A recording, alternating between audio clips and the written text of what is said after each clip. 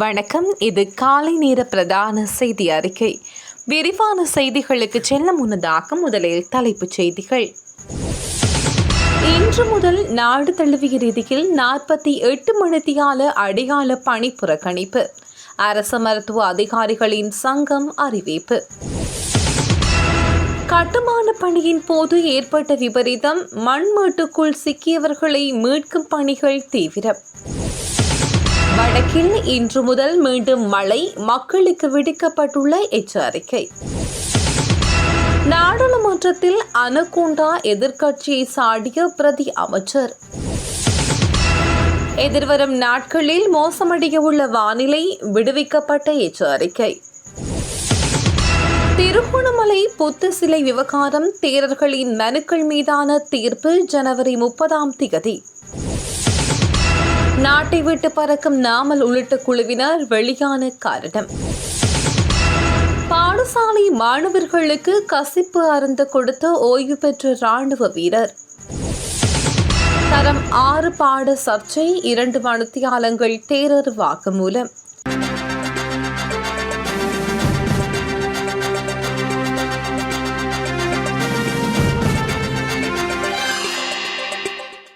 இன்று காலை 8 மணி முதல் நடைமுறைக்கு வரும் வகையில் 48 மணித்தியால அடையாள பணி புறக்கணிப்பு போராட்டத்தை முன்னெடுக்க உள்ளதாக அரசு மருத்துவ அதிகாரிகளின் சங்கம் தெரிவித்துள்ளது.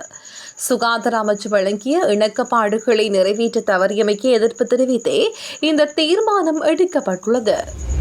அகங்கம பெலஸ்த பகுதியில் கட்டுமான பணி மேற்கொள்ளப்பட்ட இடத்தில் மண்மேடு சரிந்து வீழ்ந்ததில் 3 பேர் சிக்கொண்டு இருந்தனர். குறித்த மூவரையும் மீட்புப் பணிகள் தீவிரமாக முன்னெடுக்கப்பட்டு வந்த நிலையில் சிக்கிய 3 பேரும் உடல்களாக மீட்கப்பட்டுள்ளதாக காவல்துறையினர் தெரிவித்துள்ளனர். வடமாகாணம் உள்ளிட்ட பகுதிகளில் இன்று முதல் எதிர்வரும் 27 வரையில் கனமான மழை வாய்ப்பு காணப்படுவதாக யாழ் பல்கலைக்கழக புவியியல் துறை பேராசிரியர் நாகமுத்து பிரதீபராஜா தெரிவித்துள்ளார். அது தொடர்பில் பேராசிரியர் நாகமுத்து பிரதீபராஜா வெளியிட்டுள்ள அறிக்கையில், வங்காள விரிகுடாவில் இலங்கைக்கு தென்கிழக்கு திசையில் சிறிய அளவிலான வளிமண்டல மேலடுக்கு சுழற்சி ஒன்று உருவாகியுள்ளது. இது வடக்கு வடமேற்கு திசை நோக்கி நகர்கிறது. இதன் காரணமாக இன்று முதல் எதிர்வரும் 27 வரையில் வடக்கு, கிழக்கு, ஊவா, மத்திய, மேற்கு மற்றும் வடமத்திய மாகாணங்களுக்கு பரவலாக மிதமான முதல் சற்று கனமான மழை கிடைக்கும் வாய்ப்பு உள்ளது. எனவே நெல் அறுவடை செயல்பாடுகளை மேற்கொள்ளும் விவசாயிகளும் நெல் உலரவிடும் விவசாயிகளும் இந்த மழை நாட்களை கருத்தில் கொண்டு செயற்படுவது சிறந்தது. அதேவேளை தற்போது வடக்கு மற்றும் கிழக்கு மாகாணங்கள் உட்பட நாட்டின் பல பகுதிகளில் மாலையில் இரவில் நிலவும் குளிரான வானிலைக்கு காரணமான அதிகுறைந்த வெப்பநிலை எதிர்வரும் 27 வரை சற்று உயர்வடையும். அதேவேளை எதிர்வரும் 29 முதல் மீண்டும் வடக்கு மற்றும் கிழக்கு மாகாணங்களில் சில பகுதிகளுக்கு சற்று மிதமான மழை கிடைக்கும் வாய்ப்புள்ளது எனவும் குறிப்பிடப்பட்டுள்ளது. நாடாளுமன்றத்தில் நேற்று இடம்பெற்ற விவாதத்தின் போது பிரபல்யமான அனகோண்டா திரைப்படத்தை அரசியல் சூழலுடன் ஒப்பிட்டு பிரதி அமைச்சர் நளின் கெவகே வெளியிட்ட கருத்துக்கள் பெரும் சுவாரஸ்யத்தை ஏற்படுத்தியுள்ளது. நாடாளுமன்றத்தில் நேற்று இடம்பெற்ற விவாதத்தில் கலந்து கொண்டு உரையாற்றிய தொழிற்கல்வி பிரதி அமைச்சர் நளின் கெவகே எதிர்க்கட்சியினரின் அரசியல் நகர்வுகளை அனகோண்டா திரைப்பட வரிசைகளுடன் ஒப்பிட்டு விமர்சித்தார். தோட்ட தொழிலாளர்களின் வேதன அதிகரிப்புக்கு எதிராக எதிர்க்கட்சிகள் மேற்கொண்ட நடவடிக்கைகள் தோல்வியடைந்ததாக குறிப்பிட்டுள்ள அவர், அரசாங்கம் அந்த வேதன உயர்வை சரியாக நடைமுறைப்படுத்த போது எதிர்க்கட்சியினர் அரங்கேற்றிய நாடகத்தை அவர் அனகோண்டா 1 திரைப்படத்திற்கு ஒப்பிட்டு கூறினார்.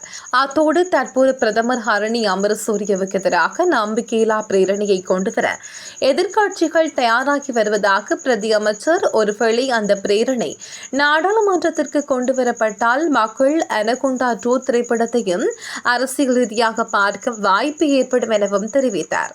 அனகோண்டா 1 மற்றும் 2 ஆகிய 2 பாகங்களையும் அரசியல் களத்தில் பார்க்கும் காலம் வந்துவிட்டது. பிரதமருக்கு எதிரான நம்பிக்கையில்லா பிரேரணை வந்த பின்னர் அனகோண்டா 2 படத்தின் கதையை அனைவரும் பார்த்துக் கொள்ளலாம் எனவும் அவர் மேலும் குறிப்பிட்டுள்ளார். திருகோணமலையில் புத்த சிலை அமைக்கப்பட்ட சம்பவம் தொடர்பாக பலங்குட கசப தேரர் மற்றும் திருகோணமலை கல்யாண வம்ச திக்ச தேரர் ஆகியோரை விளக்கமறியலில் வைக்குமாறு வழங்கப்பட்ட உத்தரவை ரத்து செய்ய கோரி தாக்கல் செய்யப்பட்ட மனுக்கள் மீதான தீர்ப்பு அறிவிக்கப்பட்டுள்ளது. திருகோணமலையில் புத்த சிலை அமைக்கப்பட்ட விவகாரம் தொடர்பாக கைது செய்யப்பட்டு விளக்கமறியலில் வைக்கப்பட்டுள்ள குறித்த இரு தேரர்களையும் விடுவிக்க கோரியும் அவர்களுக்கு வழங்கப்பட்ட விளக்கமறியல் உத்தரவை வலுவற்றதாக கூறியும் மேல்முறையீட்டு நீதிமன்றத்தில் இந்த மனுக்கள் தாக்கல் செய்யப்பட்டன. இந்த மனுக்கள் நேற்று மேல்முறையீட்டு நீதிமன்றத்தில் முன்னிலையில் பரிசீலனைக்கு எடுத்துக் கொள்ளப்பட்டன. மேல்முறையீட்டு நீதிமன்ற தலைவர் நீதியரசர் ரொஹந்த அபிசூரிய மற்றும் நீதியரசர் பிரியந்த பெர்னாண்டோ ஆகியோர் அடங்கிய நீதியரசர்களின் குழாம் முன்னிலையில் இந்த விசாரணை இடம்பெற்றது. சம்பந்தப்பட்ட தரப்பினரிடையே சமர்ப்பணங்களை ஆராய்ந்த நீதியரசர்களின் குழாம் இந்த மனுக்கள் மீதான இறுதி தீர்ப்பை எதிர்வரும் ஜனவரி மாதம் 30 அறிவிப்பதாக உத்தரவிட்டுள்ளது. இலங்கை பெட்ரோலிய கூட்டுத்தாபனத்திற்கு சுமார் 800 மில்லியன் ரூபாய் நட்டத்தை ஏற்படுத்திய குற்றச்சாட்டு தொடர்பில் முன்னாள் அமைச்சர் அர்ஜுன் ரணதுங்க மற்றும் கூட்டுத்தாபனத்தின் முன்னாள் தலைவர் தம்மிக்க ரணதுங்க ஆகியோருக்கு எதிராக கொழும்பு மேல் நீதிமன்றத்தில் குற்றப்பத்திரிகை தாக்கல் செய்யப்பட்டுள்ளது. இது குறித்த விவரங்களை கையூட்டல் ஊழல் ஒழிப்பு ஆணைக்குழு இன்று கொழும்பு பிரதம நீதவான் நீதிமன்றத்தில் உத்தியோகபூர்வமாக அறிவித்துள்ளார். நாடாளுமன்ற உறுப்பினர்களின் ஓய்வூதியத்தை ரத்து செய்வதற்காக அரசாங்கத்தினால் நாடாளுமன்றத்தில் சமர்ப்பிக்கப்பட்டுள்ள சட்டமூலத்திற்கு எதிராக தாக்கல் செய்யப்பட்ட மனுக்கள் மீதான விசாரணை உயர்நீதிமன்றத்தினால் நேற்று நிறைவு செய்யப்பட்டுள்ளது. ஓய்வு பெற்ற நாடாளுமன்ற உறுப்பினர்களின் குழு ஒன்றினால் இந்த மனுக்கள் உயர்நீதிமன்றத்தில் தாக்கல் செய்யப்பட்டது. மனுக்கள் மீதான நீண்ட விசாரணைகளை தொடர்ந்து உயர்நீதிமன்றம் தனது ரகசிய தீர்மானங்களை விரைவில் நாடாளுமன்ற சபாநாயகருக்கு அனுப்பி வைக்க உள்ளதாகவும் அறிவித்துள்ளது. இந்திய குடியரசு தின நிகழ்வுக்காக நாடாளுமன்ற உறுப்பினர் நாமல் ராஜபக்ச உள்ளிட்ட சில எதிர்க்கட்சி உறுப்பினர்களுக்கு அழைப்பு விடுக்கப்பட்டுள்ளது. அதன்படி அழைப்பு விடுக்கப்பட்டுள்ள எதிர்க்கட்சி நாடாளுமன்ற உறுப்பினர்கள் ஒடிஷா மாநிலத்திற்கு பயணமாக உள்ளதாகவும் அறிவிக்கப்பட்டுள்ளது. எதிர்வரும் 26 இந்திய குடியரசு தினம் கொண்டாடப்பட உள்ளமை குறிப்பிடத்தக்கது. இந்த நிலையில் இந்தியாவிற்கு விஜயம் செய்ய உள்ள குழுவினர் உலகின் மிகச்சிறந்த அனர்த்த முகாமைத்துவ நிலையமாக கருதப்படும் ஒடிசா அனர்த்த முகாமைத்துவ மத்திய நிலையத்திற்கும் செல்ல உள்ளார். அத்துடன் விஜயன் காலத்திற்குரிய பௌத்த தொல்பொருட்களை பார்வையிடவும் திட்டமிட்டுள்ளது. இந்த சுற்றுப்பயணம் தொடர்பாக கலந்துரையாடல்கள் இலங்கைக்கான இந்திய உயர்ஸ்தானிகரின் உத்தியோகபூர்வ இல்லத்தில் நடைபெற்றுள்ளது. திருகோணமலை கோமரங்கடவல அடம்பன் பகுதியில் பாடசாலை செல்லும் மாணவர்களுக்கு கசிப்பருந்து கொடுத்ததாக போலீஸ் நிலையத்தில் முறைப்பாடு செய்யப்பட்டுள்ளது. குறித்த சம்பவமானது நேற்று இடம்பெற்றுள்ளதாக தெரிவிக்கப்படுகிறது. ஓய்வு பெற்ற ராணுவ வீரர் ஒருவர் குறித்த சிறுவர்களை அழைத்துச் சென்று கசிப்பருந்து கொடுத்ததாக பாதிக்கப்பட்ட மாணவர்களின் பெற்றோர்கள் கோமரங்கடவல போலீஸ் நிலையத்தில் தெரியப்படுத்தினர். இந்த நிலையில் பாதிக்கப்பட்ட மாணவர்கள் கோமரங்கடவல பிரதேச வைத்தியசாலையில் சிகிச்சைகளுக்காக அனுமதித்துள்ளதாக மேலதிக சட்ட வைத்தியரின் பரிசோதனைக்காக திருகோணமலை பொது வைத்தியசாலைக்கு கொண்டு செல்ல உள்ளதாகவும் தெரிய வந்துள்ளது. 8ஆம் தரத்தில் கல்வி பயின்று வரும் மாணவர்களுக்கு கசிப்பு அருந்த கொடுத்த சம்பவம் தொடர்பில் விசாரணைகள் முன்னெடுத்து வருவதாக கோமரங்கடவல போலீசார் தெரிவித்துள்ளனர். தரம் 6 மாணவர்களுக்கான ஆங்கில பாட கற்றல் தொகுதிகள் தொடர்பான சர்ச்சை குறித்து வாக்குமூலம் வழங்குவதற்காக நேற்று காலை குற்றப்புலனாய்வு திணைக்களத்தில் உலப்பன சுமங்கலத்திரர் முன்னிலையாகியிருந்தார். தரம் 6 மாணவர்களுக்கான ஆங்கில பாட கற்றல் தொகுதிகள் தொடர்பான சர்ச்சை குறித்து வாக்குமூலம் வழங்குவதற்காக நேற்று காலை குற்றப்புலனாய்வு திணைக்களத்தின் உலப்பனை சுமங்கலத்திரர் முன்னிலையாகியிருந்தார். விசாரணைகளின் பின்னர் கல்வி தொழில் வல்லுநர்களின் சங்கத்தின் தலைவர் வணக்கத்துக்குரிய உலப்பனை சுமங்கலத்திரர் அங்கிருந்து வெளியேறியுள்ளார். குற்றப்புலனாய்வு திணைக்கள அதிகாரிகள் அவரிடம் சுமார் 2 மணித்தியாலங்கள் வாக்குமூலத்தை பதிவு செய்தனர். இதனைத் தொடர்ந்து ஊடகங்களுக்கு கருத்து தெரிவித்த போது பிள்ளைகளின் எதிர்காலத்தை அழிப்பதற்காக ஒரு திட்டமிட்ட சதி இடம்பெற்றதாகவும் குற்றம் சாட்டினார். இது அதிகாரிகள் மட்டத்தில் தற்செயலாக இடம்பெற்ற தவறு அல்ல. இது தெளிவாக திட்டமிடப்பட்ட ஒரு விடயம். பிள்ளைகளுக்கான ஒரு கற்றல் தொகுதி அல்லது பாடநூல் அச்சிடப்பட்டு வெளிவருகின்றது என்றால் அது மிகவும் நீண்டதொரு செயல்முறையாகும். அந்த செயல்முறையின் போது குறைந்தது 10 முதல் 15 தடவையாவது பொறுப்பு வாய்ந்த அதிகாரிகளினால் அந்த புத்தகம் பரிசீலனைக்கு உட்படுத்தப்படும். எனவே தேசத்தின் பிள்ளைகளின் எதிர்காலத்துடன் விளையாடும் இவ்வாறான கீழ்த்தரமான செயல்கள் யாரோ ஒருவரின் குறுகிய நோக்கங்களுக்காக இடம்பெறவே கூடாது. இந்த தவறை செய்தவர்களுக்கு உரிய தண்டனை வழங்கப்பட வேண்டும் எனவும் உலப்பனை சுமங்கல தேரர் தெரிவித்தார். அனைத்து துறைகளின் உள்ளடக்கிய வகையில் மக்களை பாதிக்கும் விதமாக சமூக ஊடகங்களில் முன்னெடுக்கப்படும் பிரச்சாரங்களை ஒழுங்குபடுத்துவதற்கு பொருத்தமான சட்டங்கள் இயற்றப்பட வேண்டும் என சுகாதார மற்றும் ஊடகத்துறை அமைச்சர் நளிந்த ஜெயதிச தெரிவித்துள்ளார். நேற்று நாடாளுமன்றத்தில் உரையாற்றும் போது அவர் இதனை தெரிவித்தார்.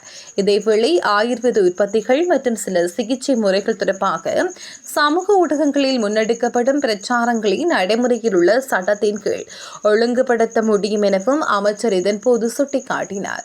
எவ்வாறாயினும் மக்கள் பாதிக்கப்படும் வகையில் அனைத்து துறைகளையும் உள்ளடக்கியதாக சமூக ஊடகங்களை ஒழுங்குபடுத்துவதற்கு தேவையான சட்டம் நாட்டில் இல்லை என்றும் அவற்றை ஏற்றுவதன் மூலம் இவ்வாறான நிலைமைகளை கட்டுப்படுத்த முடியும் என்றும் அமைச்சர் நளிந்த ஜெயதிச மேலும் தெரிவித்தார். சர்வதேச சந்தையில் நிலவும் கடும் பொருளாதார நெருக்கடி மற்றும் உலகளாவிய வர்த்தக போர் அச்சம் காரணமாக இலங்கையில் தங்கத்தின் விலையில் பாரிய மாற்றங்கள் ஏற்பட்டு வருகின்றது. அகில இலங்கை நகையக வியாபாரிகள் சங்கத்தின் தரவுகளின்படி நேற்று முன்தினம் ஒரு பவுன் 24 கேரட் தங்கத்தின் விலை சடுதியாக 15,000 ரூபாவால் அதிகரித்துள்ளது. சர்வதேச சந்தையில் நிலவும் பதற்றமான சூழலே இந்த விலை உயர்வுக்கு முக்கிய காரணமாக அமைந்துள்ளது. இருப்பினும் நேற்று தங்கத்தின் விலையில் ஓரளவு வீழ்ச்சி பதிவாகியுள்ளது. அந்த வகையில் நேற்று காலை நிலவரப்படி 24 கேரட் தங்கம் பவுன் ஒன்றுக்கு 4,000 ரூபாவினால் குறைவடைந்துள்ளது.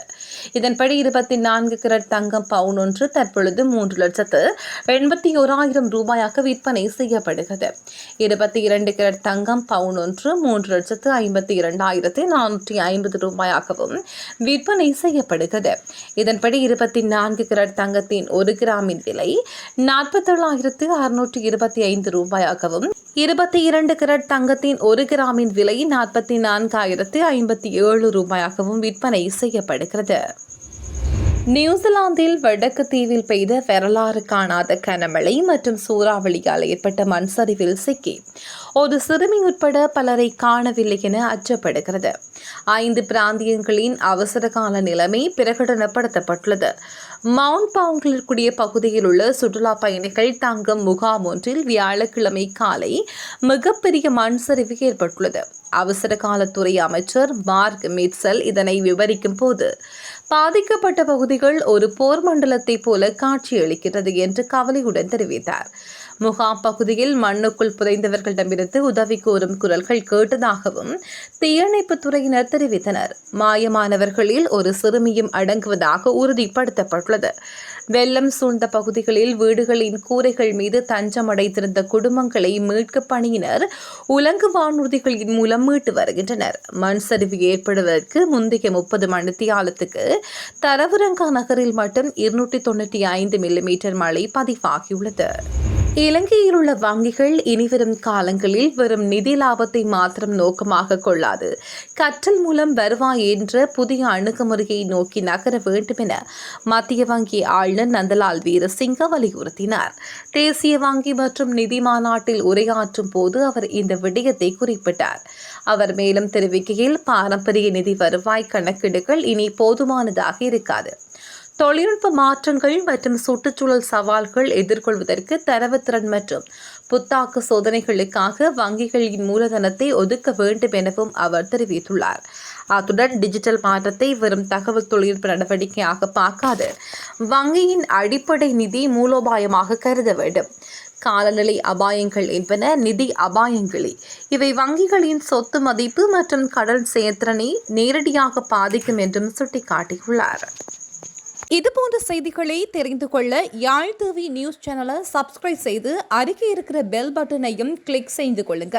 மேலும் இதுபோன்ற செய்திகளை உடனுக்குடன் தெரிந்து கொள்ள யாழ்டிவி.com எனும் இணையதளத்தின் வாயிலாக எங்களோடு இணைந்து கொள்ளுங்கள்.